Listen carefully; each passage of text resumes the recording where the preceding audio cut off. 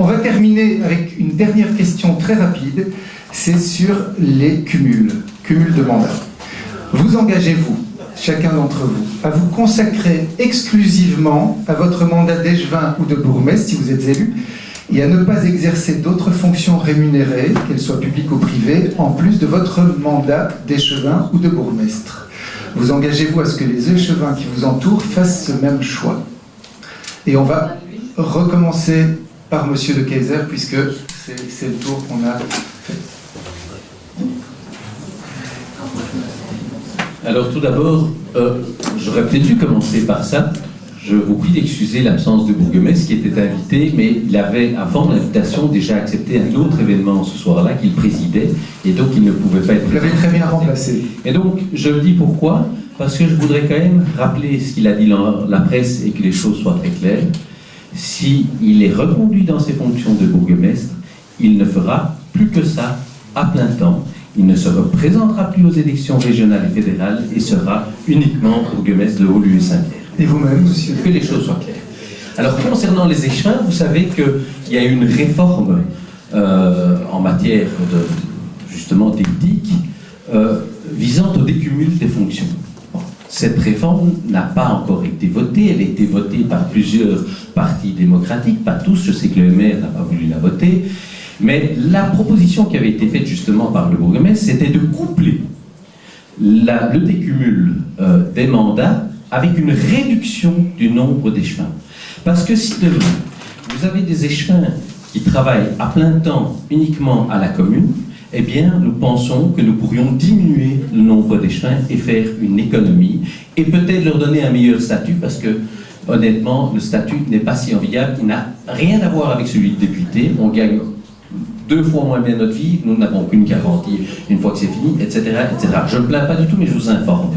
Et donc, je pense que diminuer le nombre d'échevins en imposant le cumul est une bonne chose. Par contre, ne pas avoir un métier privé du tout à côté, c'est une question. Moi, quand j'ai commencé, j'étais avocat et je n'entendais que des gens me dire « Damien, bravo, eh bien, tu as les pieds dans la vie active, tu sais ce que c'est, tu ne dépends pas de la politique, tu es en contact avec la société civile, et ça a toujours été présenté comme un plus. » Alors je sais qu'à cause de comportements de certains, on a tendance à tout vouloir remettre en cause, mais je ne suis pas sûr que d'avoir que des politiques, pures politiques, 100% politiques comme échevin, ce soit la meilleure des choses. Ce sera si on les diminue, mais actuellement, diminue le nombre, mais actuellement, ce n'est pas la voie qui a été empruntée par le Parlement régional bruxellois. Merci, monsieur de Keyser. Madame Noir. Alors pour moi, c'est simple, puisque je suis déjà à temps plein dans ma fonction d'échevine depuis 6 ans. Donc, très clairement, au niveau d'écolo, Rhône, il n'y a pas de cumul politique au niveau d'une fonction, il n'y a pas de cumul politique possible entre une fonction exécutive, un mandat d'échevin ou de bourgmestre par exemple, et un mandat de parlementaire au niveau régional en l'occurrence. Enfin, ou à d'autres niveaux de pouvoir d'ailleurs. Donc, des cumuls politiques intégral. Par ailleurs, les règles internes d'écolo prévoient, en fonction du nombre d'habitants des communes, qu'un certain temps de travail puisse être consacré à la fonction. En l'occurrence ici, un 3/4 temps. J'ai fait le choix personnel, après 1 an de fonction, où j'avais encore un petit job à l'ULB, de me consacrer pleinement à cette fonction, que j'adore par ailleurs.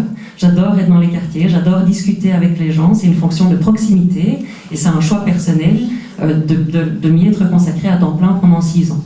Donc, a priori, je continue sur cette voie-là, en tout cas les 3/4 temps que je dédie à la fonction. Quant à savoir si on ne vient pas avec son expérience de vie, son expérience personnelle, si je pense j'ai été élue à 30 ans, j'avais derrière moi 10 années d'expérience professionnelle comme enseignante d'abord et puis dans le domaine de la recherche à l'ULB ensuite. Donc je suis venue avec ce bagage-là, j'ai fait le choix ensuite de mettre ces compétences-là, mais vous savez, quand vous êtes élu, quand vous vous mettez candidat sur une liste, vous venez comme citoyen, vous venez avec vos idées pour améliorer les choses dans votre quartier ou dans les domaines qui vous tiennent à cœur. C'est avec ça que je suis venue il y a 6 ans comme échevine, et c'est dans ce cadre-là que je continue mon engagement. Merci beaucoup. Monsieur de Patouble. Donc je voudrais quand même préciser que j'ai voté le décumul au Parlement bruxellois. Ici, autour de la table, il y a 4 partis qui ont voté le décumul au Parlement bruxellois. Il n'est pas pour autant approuvé. Ça, c'est un problème lié à l'institution bruxelloise et au blocage des quelques élus néerlandophones. Mais ça, on peut en revenir, c'est plus politique, mais c'est très marquant de voir combien encore on est dans un système institutionnel qui, vis-à-vis des francophones, est tout à fait anormal. Mais donc, c'est en gestation au Parlement bruxellois. Donc, je l'ai voté, je suis tout à fait cohérent, je ne cumulerai pas. C'est clair. En même temps, il faut aussi, parce qu'on ne va pas tenir un discours qui soit... Comme échevin, oui. Comme bourgmestre aussi, comme tout ce que vous voulez.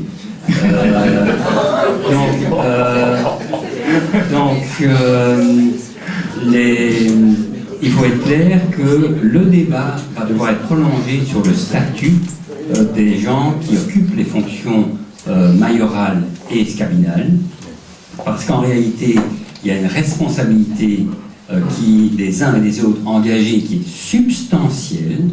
C'est d'ailleurs la raison pour laquelle, pour l'amiante, on est très prudent, qui est substantielle. Et donc, il faut, à un moment donné, aussi éviter que des fonctions publiques soient tellement peu attractives que vous n'aurez plus personne qui souhaite vraiment assumer ces fonctions, sauf des rentiers, sauf des pensionnés, et ainsi de suite. Alors, on peut en rire, mais c'est un élément essentiel.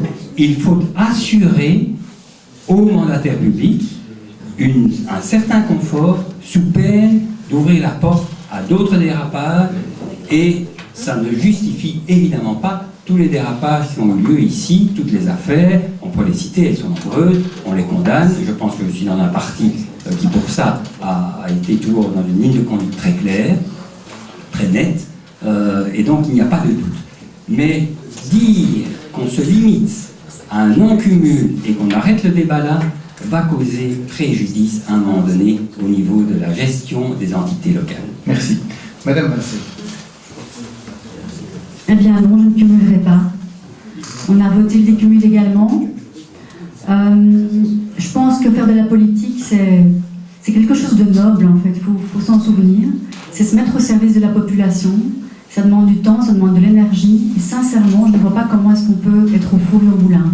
Alors c'est vrai que les conditions ne sont pas ultra favorables. Mais sincèrement, c'est mon choix et je m'y tiendrai. Merci beaucoup, madame. Madame Bertrand. Chez nous, la règle OMR, la règle interne du parti, c'est qu'on ne cumule pas pour les communes qui ont plus de 50 000 habitants. Beaulieu-Saint-Pierre a moins de 50 000 habitants, mais je me suis engagée à aller au-delà de la règle du parti et à dire que si je deviens bourgmestre, je ne cumulerai pas, et donc j'arrêterai mes fonctions de chef de cabinet pour me consacrer à plein temps.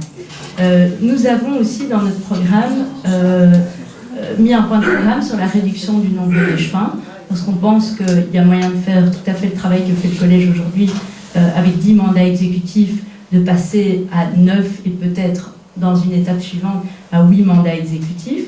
Donc ça c'est quelque chose que nous prenons. Voilà. Merci.